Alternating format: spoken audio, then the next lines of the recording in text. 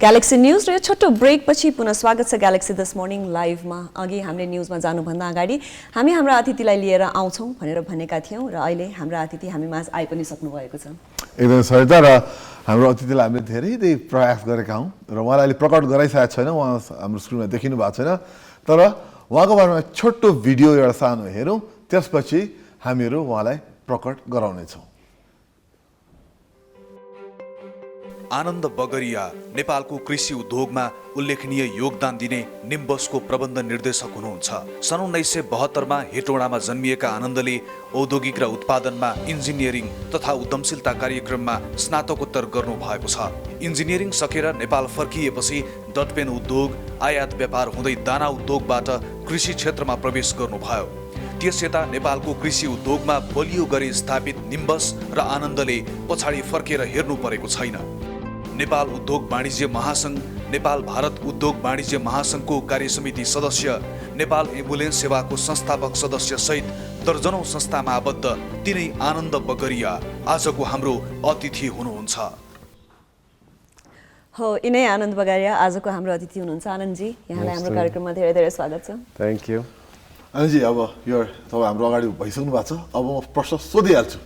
पहिले गएर तपाईँलाई चिनाउँदाखेरि हामीले निम्बस भन्ने शब्द चलायो। निम्बस यो उद्योग यो खास केमा चाहिँ फोकस छ, यसले के गर्छ, छोटकरी हामीले के भनिदिनु सुरुवातमा। निम्बस आफैमा उद्योग या कम्पनी होइन, निम्बस आफैमा एउटा कर्पोरेट ब्रान्ड हो। And by Nimbus what we try to do is promote trust in the company, trust in the products, trust in the brand. Nimbus आफैमा अब गतिविधिको कुरा गर्ने हो भने we are more into agri processing. So we buy inputs from the farm, the agricultural produce, convert it into something which can be used further. So hamro major product aileko dinma food and feed ho.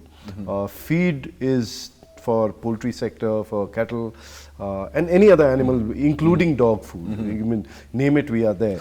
And on the food side, which we started later, and the funny story is that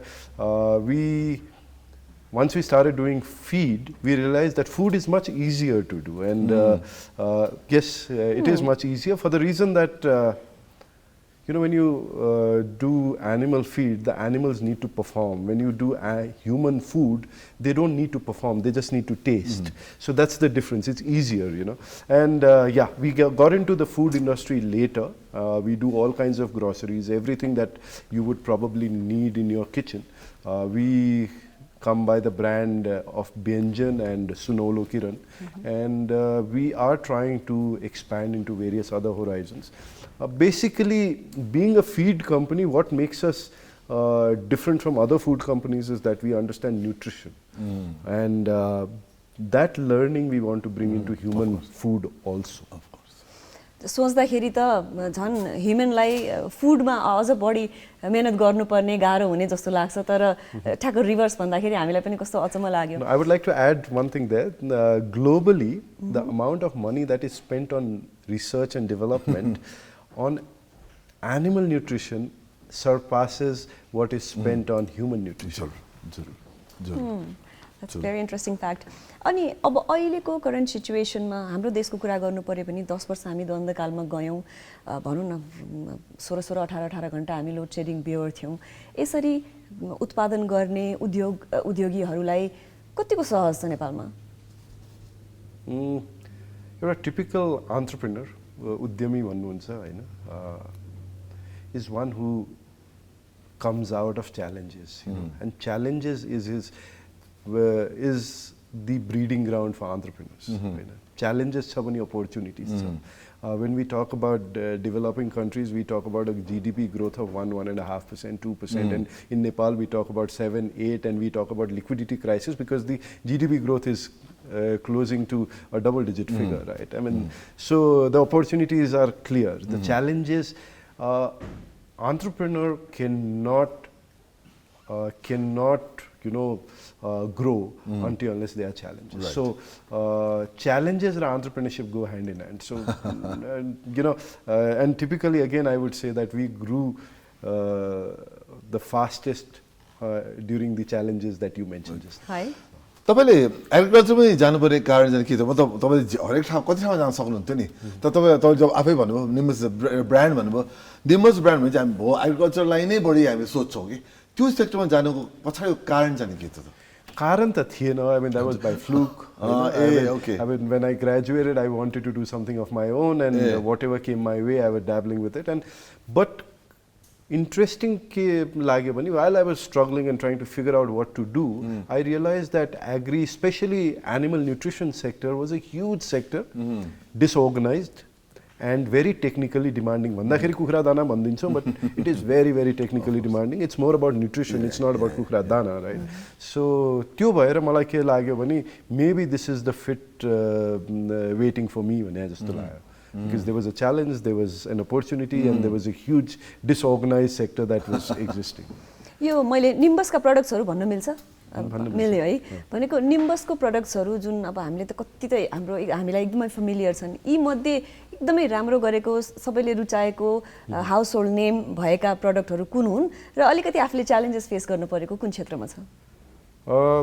यसमा चाहिँ भनौं न कि as we said, we started with feed. So Shakti feed is one of the popular names in the sector, people in the sector, and on the general population, Byanjan, we have a brand called Byanjan, which is into all kinds of grocery products, be it pickles, be it masala, be it oil, be it so all of that is there, and that is a pretty well acknowledged and brand that we feel proud to have promoted. त्यही हो अहिले. तपाईले यस बाहेक निम्बसको बाहेक हामी अरु त पछि पनि कुरा गर्छौँ होला. मुख्य यी बाहेक अरु कुनै प्रोडक्टहरु छन् तपाईँ जुन चाहिँ तपाईले अब काम गरिरहनु भएको छ अहिले निम्बसको brand? We also have been working, though we are in very early stages, but we are working in home sanitation products. So during the pandemic, we managed to revitalize our mask making machine. So we produce masks and the KN95 as well as the regular masks, and we also, because we were producing so we have a chemical plant, so we were producing certain products there. We could, our team could at the spur of the moment could start producing sanitizers, which were probably the need of the hour at that. So we are taking that range. This whole concept started because of the pandemic, and we are taking this further into maybe floor cleaner, dish cleaners, and various other things that way. मैले अघि पनि भने nimbus नेपालको हकमा कुरा गर्नु पर्दाखेरि एकदम हाम्रो हाउस होल्ड नेम जस्तो भइसक्यो यसका प्रोडक्टहरु. यहाँले चाहिँ अब यो अहिलेको सिचुएसनमा बाहिरतिर पनि एक्सपोर्ट गर्ने बारेमा केही सोच्नु भएको छ? Interesting that you say this. We are in the process of exporting our first container out in the next few days, and just yesterday I signed some documents on export. So yes, we are looking at it, but as feed is a very heavy, is a product which is heavy on logistics. Normally you say that the feed production, from the production point to the selling point, it should not move more than 200-300 kilometers. Right? So feed ko export ko potential ali kam cha. Though we had been exporting, and off and on we still export concentrated feed forms, but food ma I see a potential, and especially to countries where our own diaspora is in big numbers. Challenges चाहिँ के छ? जस्तो तपाईले अब domestic मार्केटको कुरा गर्नु, फिडकै कुरा गर्नु, त च्यालेन्जेस छ भन्नुभयो. कस्ता कस्ता च्यालेन्जेसहरु छन् त तपाईहरुको लागि अहिले? Challenges, I mean, I love challenges, but छन्. I mean, नभएका होइनन्. One is, one of the biggest challenges I face is policy stability. Right.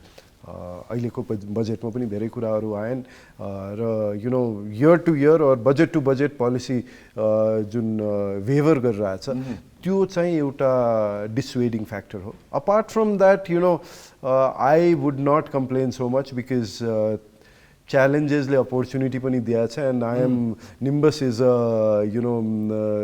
offspring of those challenges vanchu. So I cannot be complaining so much. Of course, Nepal, being in Nepal, has its own challenges, but it has its own opportunities. Had I been in some other countries, the opportunities would have been lesser. Right. So मलाई यसमै mention गर्न मन लागेको यी च्यालेन्जेसहरू थिए र म आज यसरी यहाँ आएँ भनेर यहाँले भन्नुभयो अनि कतिपयचोटि त नेपालमा के गर्ने विदेश जानुपर्छ भनेर स्पेसली युथले भनेको सुन्दा हामी आफैलाई पनि अलिकति दुःख पनि लाग्छ so what would you suggest them अहिले किनकि अहिले त धेरै जस्तोको सजिलो अप्सन भनेको के त भन्दा विदेश जाने भन्ने छ नि त विदेश गएर जागिर खाने अथवा जे पनि विदेशमा राम्रो हो but you know I again would say that it is each one to their own भने जस्तो होइन some people are like when I graduated I didn't want to take up a job I said बरु एउटा सानो पसल खोल्छु but I want to be the owner of my time भनेर though I hardly am left with any time currently but that was the mindset right and some people are more think differently so each one to their own but all I can say is that if somebody is willing to work hard, willing to be open-minded about the global disruptions that are happening and implementing in Nepal, there's plenty of opportunity and if it is the monetary gain that satisfies you, I mean, no other country can provide you better than what Nepal does. Hi. यसलाई फेरि retreat गरेर राख्नु पर्ला जस्तो समीर यो भनेको कुरा त्यो मलाई एउटा सोध्नु मन लाग्यो नि जस्तो अहिले हामी कृषिको कुरा गरिरहेको छौँ होइन कृषि अहिले नेपालमा पनि कृषिलाई एकदम फोकस गरेको छ अब लोनदेखि लिएर दुनियाँमा चाहिँ हो एग्रिकल्चर प्रोडक्ट्स कृषि क्षेत्र भने धेरै नै प्रमोट गरेको पाइन्छ नेपाल सरकारले त्यो हुँदाहुँदै पनि जुन लेभलमा जानुपर्ने हो तपाईँ भन्नुभयो एक्सपोर्टको कुराहरू छन् त्यहाँ अलिकति प्रब्लमहरू त च्यालेन्जहरू त छ भनिन्छ अब तपाईँ एज अ इन्डस्ट्रियलिस्ट भन्ने कि अन्टरप्रेन्योर भन्ने कि अब तपाईँले दुवै शब्द चलाउनु मन छ तपाईको तर्फबाट के चाहिँ तपाईले गरिरहनु भएको छ जुन चाहिँ अलिकति अरूले गरे भन्दा अलिकति फरक किसिमले अगाडि बढेको छ हेर्नुस् अब if you look at food grain ko business yeah feed ko business this is not we are not the first one who started this business feed business has been there for ever since once and food business has been there for ever when we came in we said how do we create that differentiation so we feed business shuru gardakheri we started with something called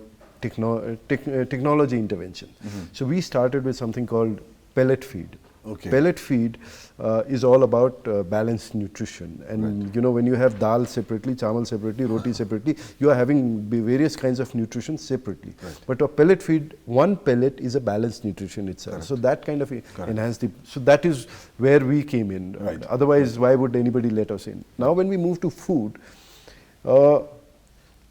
unfortunately food business especially grocery business of course from the farm to processing all that happens but the biggest opportunity in the grocery business is the prevalent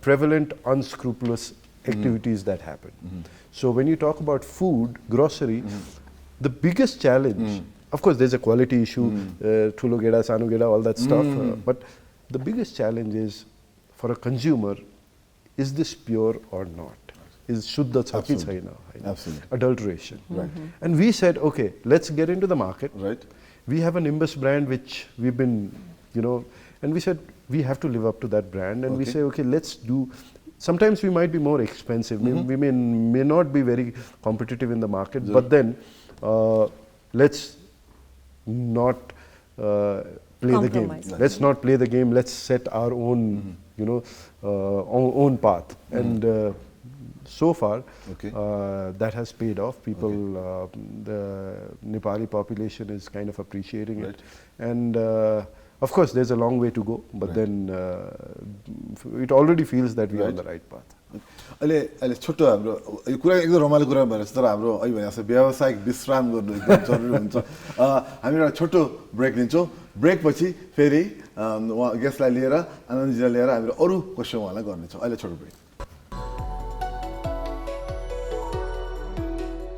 यो छोटो brake पछि पुनः स्वागत छ galaxy this morning लाइभमा र अहिले हामी निम्बसका managing director आनन्द बगराजीसँग कुराकानीको क्रममा छौँ हामीले फिड र फुडको बारेमा पनि कुराकानी गऱ्यौँ विभिन्न कुराकानीहरू गऱ्यौँ अब अहिलेको हाम्रो कन्करेन्ट सिचुएसनको कुराकानी गर्नुपर्दा इन्धन यस्तो महँगो भयो के गर्ने अप्सन्सहरू के हुन सक्छन् सवारी साधनलाई पनि कसरी कम गर्न सकिन्छ यी सबै कुराहरू आइराख्दाखेरि एज एन एन्टरप्रेन्योर नयाँ नयाँ कुरा सोच्ने मान्छे आगामी दिनमा केही नयाँ कुराहरू something that looking forward to केही छ I mean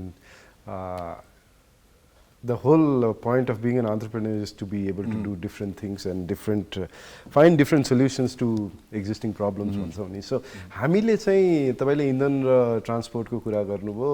I have been toying with this idea of introducing electric cycles into Nepal market.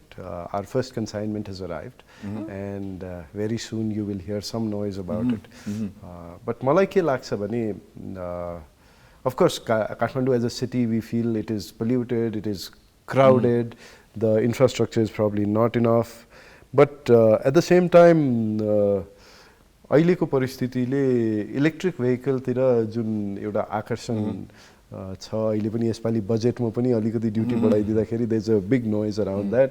So त्यो भएको हुनाले वी फेल्ट कि why electric vehicle, why electric scooter, why can't it be a electric cycle which kind of gives you exercise as well as solves the purpose of commutation. So त्यो भएको हुनाले we've got the cycle consignment in.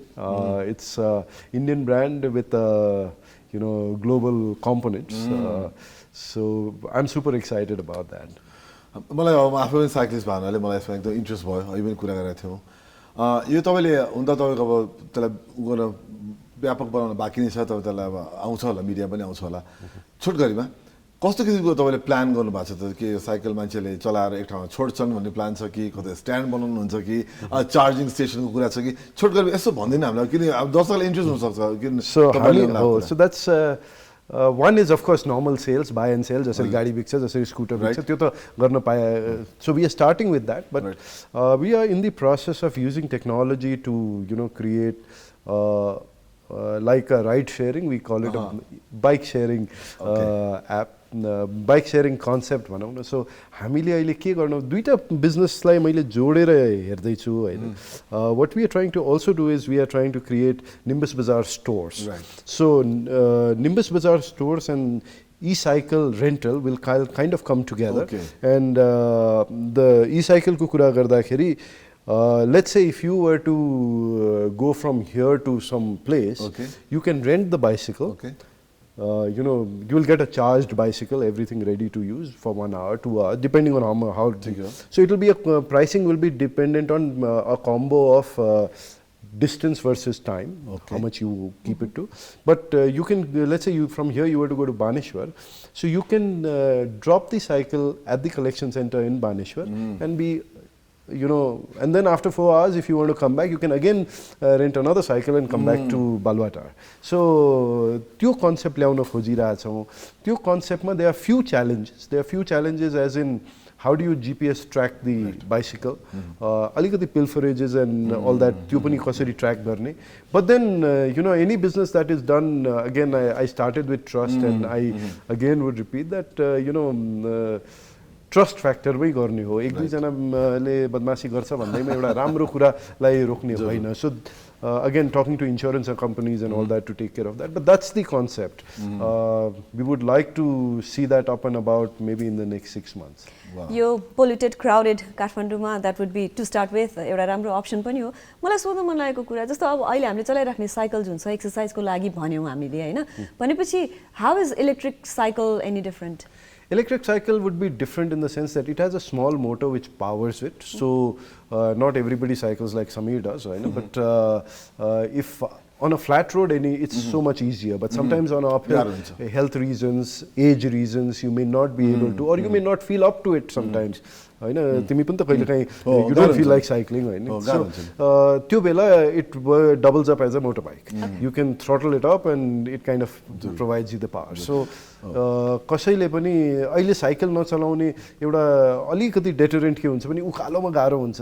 So that kind of is taken care of.